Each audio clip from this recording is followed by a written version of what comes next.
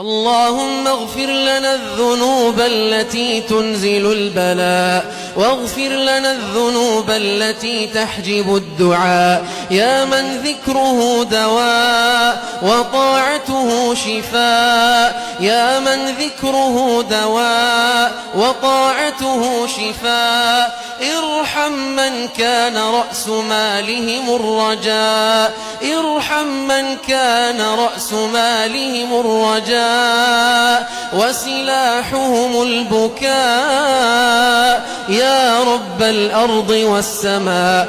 اللهم لا تدع لنا في هذه الساعة المباركة من هذه الليلة المرجوة ذنبا إلا غفرته، ولا هما إلا فرجته، ولا دينا إلا قضيته، ولا مريضا إلا شفيته.